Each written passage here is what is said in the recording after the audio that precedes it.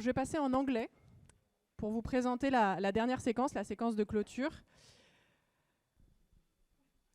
Donc, pour vous présenter Clare Newman, je vais passer en anglais pour qu'elle puisse comprendre qui l'introduit et comment l'introduit. Et Elliot O'Toole, qui est designer, pas du tout, qui est facilitateur et coach et qui travaille régulièrement avec le LLL, mais peut-être designer dans une seconde vie. So, in September 2020, the New York City mayor declared that the Governor's Islands would become a hub dedicated to preparing New York and the world cities for the impacts of climate change. They have launched a global competition to create a climate-focused research and educational hub. The aim is to turn Governor's Island into a living laboratory with a focus on environmental justice and community resiliency. And we have today the pleasure to meet with Clare Newman, the CEO of the Trust, who will explain in greater details this ambitious, multidisciplinary, multi-stakeholder projects. And she will be interviewed by Elliot O'Toole. I leave the floor. Thank you very much, Hélène. And hi, Claire. We're very, very pleased to see you. Hi. We know it's a bit early for you. You're speaking live from New York, so it must be roughly 10 to 8 a.m. for you. So thank you so much for being up and ready for us. So we're very, very excited to have you with us today to talk about this great project you've started to carry out in New York. Could you please start by walking us through the Climate Center project? Just to start with, could you give us the outline of what the mission or the missions of the Climate Living Laboratory would be? Yeah, what a great question. So we really started this a couple of years ago with the aim of thinking how Governor's Island, which is a phenomenal resource in the center of New York Harbor, could be a greater resource for New Yorkers and really for cities around the globe.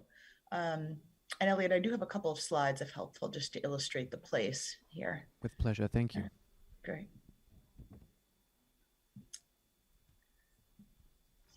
Make sure I do. Right? Great. So, for folks who haven't been to Governor's Island, which is, I assume, most people in the room, we are this extraordinary public space right at the mouth of New York Harbor, about 170 acres. You can see here in the image that we're primarily covered by park and open space. We've been on a journey to manage this place with a mission for close to 20 years now, after the island was given back to the people of the city of New York, having been closed to the public for over 200 years. I grew up in New York and I had never been out to Governor's Island. But, primarily what we offer here is this extraordinary getaway that's just 3, 4, or 5 minutes by ferry from Lower Manhattan and Brooklyn. For us, having been managing Governor's Island with a mission, we've really been able to deliver on a space that feels like it belongs to folks from all 5 boroughs, that has these historic resources, this fantastic resilient park that was actually designed by West 8, a Dutch firm, and a place for education, arts and culture, and gathering. Largely, this is thanks to a huge amount of work that's gone into the island, again, over that past 10, 20 years, investing hundreds of millions of dollars, creating park space, bringing infrastructure to the island. We've built educational partnerships, many of which have been with environmental organizations and with educational organizations, including a public high school in New York City that trains kids for careers related to the water and marine biology. And we've grown our audience from about 8,000 a year when we first reopened to the public. Now today we get nearly 1 million visitors a year. But, to your question, a couple of years ago, we challenged ourselves and said, even having done all this tremendous work and really become this public space for New Yorkers, there's still so much more we can do to deliver on our mission. And how can we grow Governor's Island from a beautiful, fantastic getaway in the summer to a place that people want to go 24 hours a day, 12 months a year, and that's contributing more broadly to the city's fabric. So we set out on a research project and came up, as Helen said in her introduction, with this concept to really establish here on Governor's Island a Center for Climate Solutions, something that's cross-sector and that brings together educators, researchers, advocates, all focused on preparing New York City and hopefully ultimately a great example for cities around the world for climate change that's already here. We have every kind of urban environment in New York, from small beach communities to very, very dense urban developments, and making sure that we have adaptation tools for all those neighborhoods, obviously a focus on green jobs, and then all embedded in this public space for dialogue and awareness. Don't worry, I'm not going to go through this extraordinarily dense slide, but suffice it to say that we spoke to dozens of climate scientists around the world, and really with the question of how can Governor's Island add value to the work you're already doing? And what we heard affirmed this vision that we need a place where we can bring together folks from lots of different policy sectors, not just science, but science alongside communications and behavioral science and advocacy. We need a place where we can showcase to the public what a new vision for urban development can look like that's truly sustainable and resilient and equitable, in addition to being able to showcase the scary stuff that we all know. Well, okay, now what are we going to do about it in a way that we can have advocates affirmatively demanding that kind of change? All with this vision, again, of creating a truly multi-sector hub on Governor's Island. In our 2.5 miles of coastline out of the city's 520, we can be an extraordinary ground for experimentation and for public showcasing of new tools. So we've really started with this idea of bringing an anchor academic institution to the island to anchor that effort, a school or a research organization that's focused on a cross-disciplinary approach to climate. And we released this global competition back in June with responses due in October. We've gotten a dozen responses to that RFEI, representing over 30 schools and institutions from across the world. And we're in the process now of evaluating those, with the idea that one of them will make Governor's Island their home, around which we can build this cross-sector community and a true living laboratory where the research isn't just happening in laboratories or in school buildings, but here in a space that can be truly embedded in public education, dialogue, and engagement. So let me stop there because I know we have a whole conversation to have, but I wanted to make sure folks knew what Governor's Island was as we dived in. Great, thank you so much, Claire. So indeed, yeah, you're already covering some of the points we'll see later on, but it's really fantastic to see how you've transformed this place into a kind of a renaissance, making it, coming back from where it was, and to see that it's such a mix of researchers, innovation companies anchored with education in order to tackle climate change. So it's quite impressive to see how the island has changed and where it's heading for. Thank you very much for this first outline. So when checking Governor's Island, we saw that the project closely ties in climate to social justice.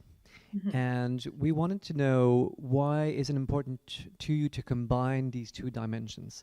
And also, we were very curious about how can this center ensure that green solutions always entail a social-driven approach?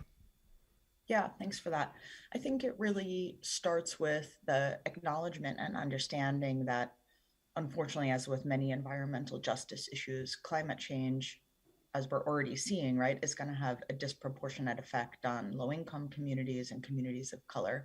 And that's true whether you're talking about it on a global scale or whether you're talking about the impacts within the 5 boroughs. And we certainly saw that bear out over the course of this calendar year with the impacts of Hurricane Ida in New York City and what that meant in terms of actually, unfortunately, loss of life for New Yorkers that primarily impacted those who were living in uncertified basement dwellings, but that in general dramatically impacted lower income communities with flooding, which brought down public transit, and which historically with climate crises, we've had the impact of it closing public schools and the other infrastructure that New Yorkers in general rely on, but that is particularly important for folks without broader economic resources.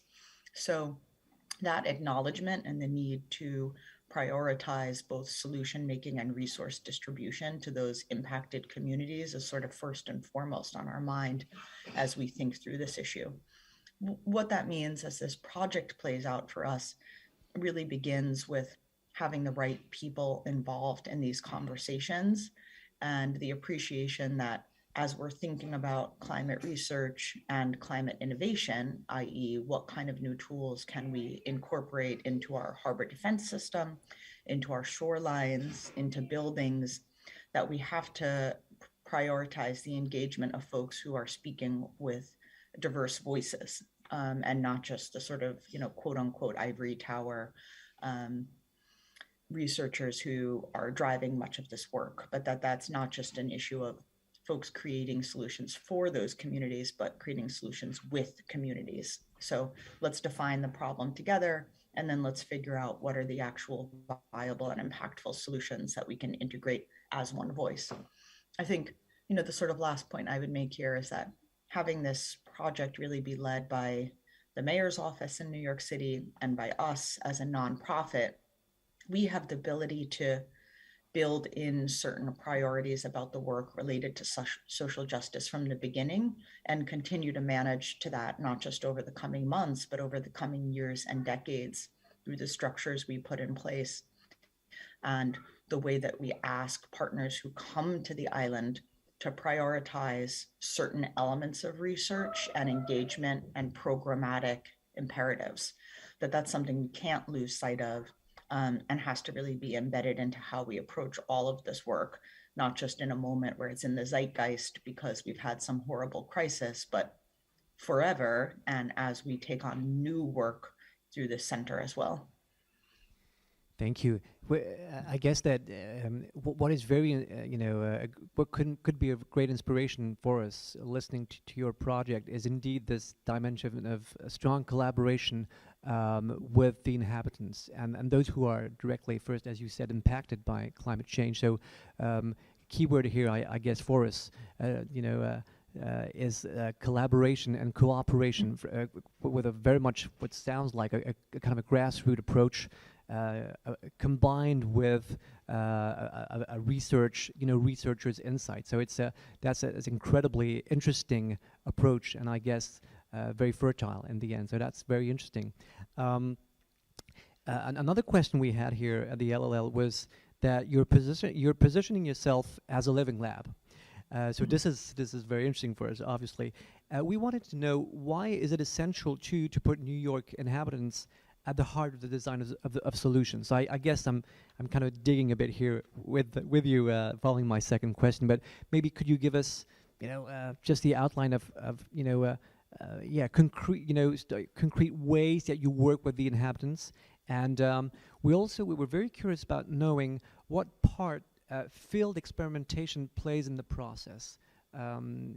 Yeah, those are great questions. I think, I'm sure you all feel this way much more than us, but living lab is a very easy term to use, and sometimes it's hard to know exactly what that means. I think we've convinced ourselves that Governor's Island really can be a successful version of a living lab because we're coming from a place of authentic public engagement already, and it's not something that we're having to sort of tack on after the fact. But part of the reason that we think this is so critical to the issue of climate adaptation in particular, and by that, of course, I mean actually preparing cities for climate change that really in most cases is already here, right? We're seeing the impacts now. It's something we talk about as 2030, 2050, these big banner years that are going to happen in the future and that we're managing to in terms of carbon output.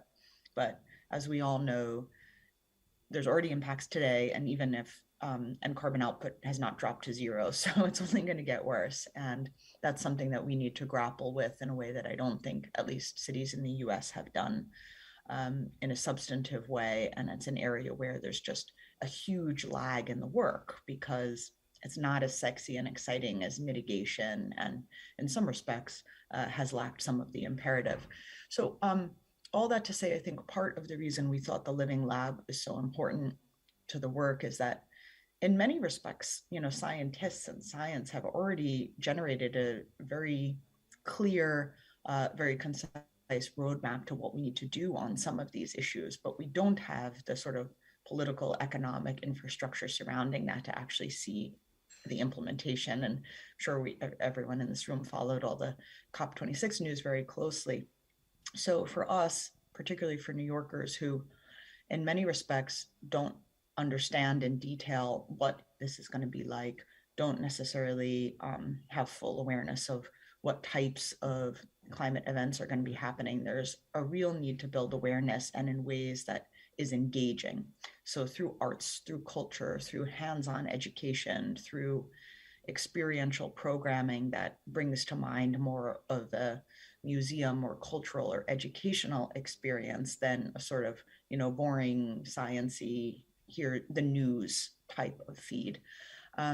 But then in addition to using those tools to really, I think, get a much deeper understanding of the issues at hand, to really be able to, as you said, have a co-creation of the next set of solutions, so that there's a sense of ownership and a sense of will to both bring those back to different neighborhoods across New York, but also to demand their implementation from government, from business, and from other sectors that have historically been in the driver's seat around these issues. And when we think about the sort of huge investments and really redesign of cities that are going to need to happen for adaptation, you're going to need more than just one body rowing in the same direction and asking for this change. We're going to need a much broader movement.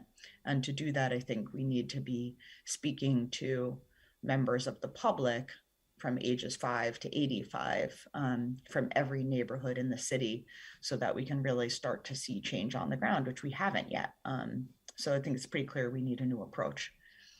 I think you also asked Elliot, about research, and that's an area where the opportunities on Governor's Island are so ripe. As I mentioned in the presentation, New York City actually has 520 miles of coastline, which I don't think people really think of us as a place like that. And in Governor's Island, we have 2.5 of those miles. But when you're there, you feel close to the water. You feel exposed to not just the fragility of New York, but to the different types of urban infrastructure we see, whether it be adaptive reuse or new construction or landscape. And so those create huge opportunities where you really can research different types of issues that we might be experiencing over 8 million New Yorks, but in a very, very small area. And have very low risk areas to experiment, because we don't have people who live on the island. And so it's a safe place where we can try new things without actually disrupting folks' lives. And then once we know it works, it can be rolled out to neighborhoods across the city. Thank you. It's very interesting to hear how culture can play a pivotal role to get traction with different communities. And a keyword in what you said here is most probably engaging, of course. And this is a very interesting lead that we'd be happy to follow. And I think definitely, yes, we're all convinced here that we have to make the topic engaging. So it's very interesting to see how you're leading that paving that way. Something else we were thinking about is that you've announced that you will create 7,000 green jobs in the coming years. And we wanted to know, from your perspective, what kind of jobs are pivotal to reach your objectives, basically, in order to tackle urban climate change? Where would you put the focus? Yeah, that's such a terrific question. I think that's an area where we really see the need to expand beyond the sort of research and educational focus on adaptation to also incorporate issues of climate mitigation as we think about the work on Governor's Island. So I think there's certainly a broad bucket of jobs that has been talked about quite broadly, which is really related to retrofitting and to essentially construction, but in the green sector. And so thinking about we have 5 billion square feet of space in New York City, and 90% of that is in existing buildings. How do we retrofit those buildings to become much less carbon impactful? And that involves like literally changing out folks' heating systems. It involves energy retrofits to buildings. It involves hardening of infrastructure, moving infrastructure, and replacing infrastructure with the type that is much less vulnerable to storm situations, water influxes, et cetera. And so there is certainly this bucket of highly skilled, really hands-on jobs. And there's a lot of work that's already happening in the city around that type of job training. Governor's Island really offers an opportunity to take the sort of classroom training and put it to use in the field. And so, we have this space, we have millions of square feet of new space that's going to be created. And so there's a real pipeline there for folks to, again, sort of take the theory and put it into practice. So that's certainly one area that we feel like there's a huge amount of work that can be done in ways that we can enhance a great ecosystem of workforce development organizations that already work in the city. I think broader and more aspirationally, we're also spending a lot of time thinking about educational pipelines and accessibility. And jobs in climate policy and climate research, I think traditionally are associated with graduate level degrees, PhDs. And so for us, for New York, access to those careers is critically important, because as we were just talking about, you don't want to have a situation where there's this huge dichotomy between folks who are working in the office space in climate and those who are doing the field work. And so thinking about how we can link the high school that we have on the island, which is a public high school, to year 13 and 14 work, which is much less common, or education, I should say, which is much less common in the US and in New York City than it is in countries across Europe, with the potential then to move into a whole variety of different careers in climate, or to move directly into college and graduate school. And that type of affirmative thinking about how we build those pipelines now before we've started opens a huge number of doors to us, again, that is so much harder to do once a sector has been established. And New York City has invested tons of money, for example, in sort of trying to correct some of that stuff around tech. And we can take those lessons from spaces like tech in New York or advanced manufacturing and apply that to a field that is just now growing up, so that we're not playing catch up in 10 years, but rather that those principles are built in from the beginning as we start the work with our educational partners, our workforce development partners, and then with the actual work that needs to happen on the island to make this all reality. Thank you. We have one last question before maybe giving the floor to the audience. You talked about it in your presentation earlier on. When the competition ended, you received 12 expressions of interest, each of them very different in their approach and their makeup. We wondered if you could give us just a few examples of the kind of partnerships which applied. Yeah, totally. It's been really interesting to see because, as you said, we did a request for expressions of interest and really asked the different institutions that are already working in this sector, here are our priorities as the trust and as the mayor's office and city of New York, and how can you envision your work that's happening at your school or home campus being advanced on the island? So that's allowed us to really, as I said, get a real breadth of responses here.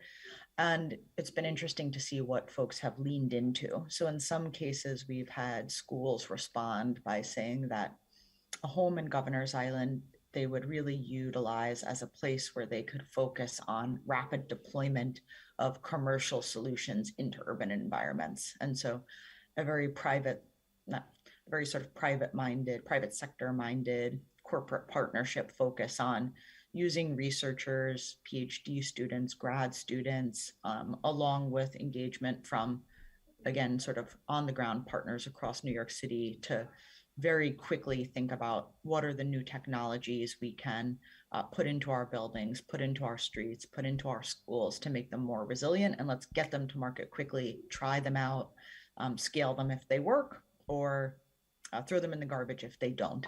And a home in New York allows people to do that given the proximity to so many different types of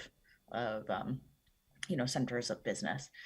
Others have really leaned into what I would describe, and you've described as this sort of collaborative convening aspect of the island, this sort of spot in the center of the harbor where you can bring together the UN, environmental justice, community organizations from the 5 boroughs, and really rethinking how we engage on these issues, with the idea being that the entire way we've approached engagement around this hasn't worked, and we need to restart. And Governor's Island offers us a place to do that because it's a space for visioning. It's a space that feels neutral. It's a space that feels welcoming to all. And so spending time thinking again about the structures that we need to put in place to affect change. And then I think we've had folks who've really been focused on the talent pipeline development and just a deep desire to provide more opportunities for education of their students, whether that be at the college level, the grad level, or the PhD level, because, again, just speaking to our local context, many US institutions don't yet have climate as an affirmative field in which you can be educated.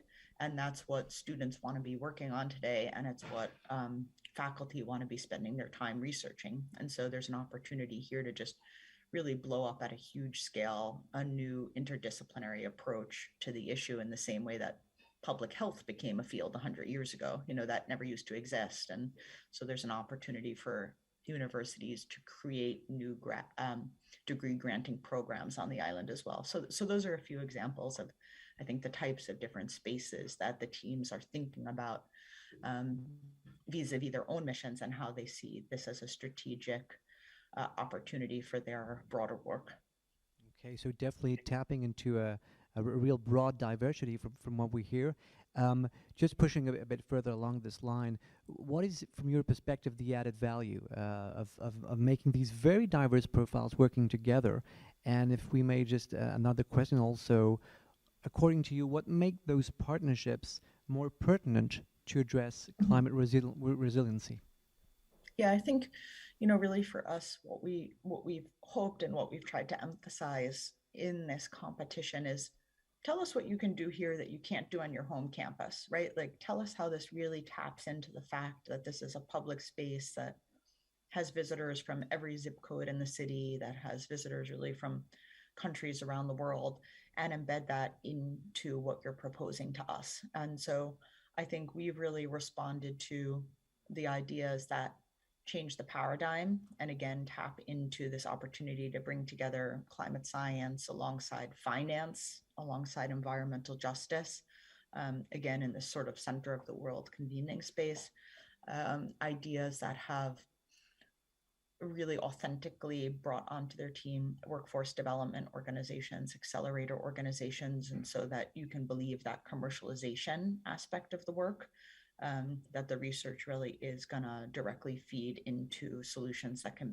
go right into someone's home.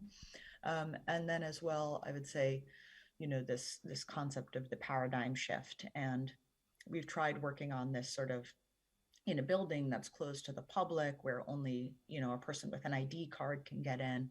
But that's very limiting, because it means the only folks who are exposed to that are those within the academic community. And so when we see universities with ideas that spill out onto the streets of the island and create dialogue and transparency, that also for us, I think, is an area where we get excited, because it utilizes what's unique about Governor's Island in a way that's advantageous to the issue, and also to, I think, our mission as being a space for everyone to feel comfortable and for everyone to be able to experience, whether you came there to ride your bike or whether you came there because you really care a lot about climate. Thank you very much. Thank you.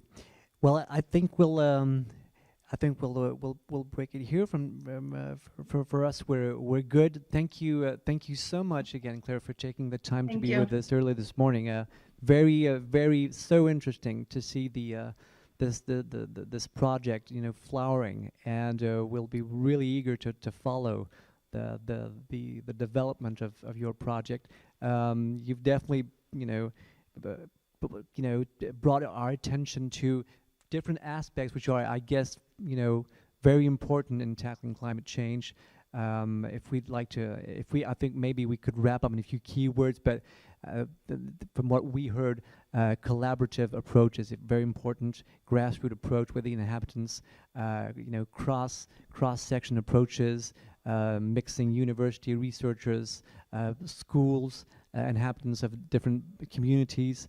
And from what we hear, it sounds like your Governor's Island is a very open and dynamic place where you can try a lot of stuff with quick impact, quick results, test and learn approaches, and it sounds really very exciting. So thanks a lot, for doing this, and we're eager to follow the development of the project.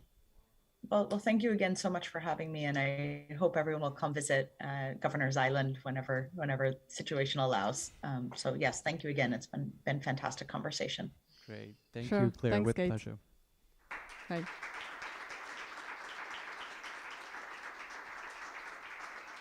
J'espère que cette conversation aura été inspirante pour vous. En tout cas, c'est vraiment un projet pionnier sur lequel on voulait attirer votre attention, et on espère tous que les développements seront à la hauteur de ce qui est promis. C'est très ambitieux et c'est très représentatif de ce qu'on essaye de faire ici au Liberté Living Lab. Comme le disait Elliot, des choses à la fois qui partent du terrain, qui sont collaboratives et qui sont en même temps ambitieuses et qui emmènent toutes les capacités, aussi bien publiques, privées qu'individuelles, dans ces enjeux de transition. Merci à tous d'avoir suivi cette matinée qui, je sais, était dense. J'espère qu'elle vous a plu. Merci à tous.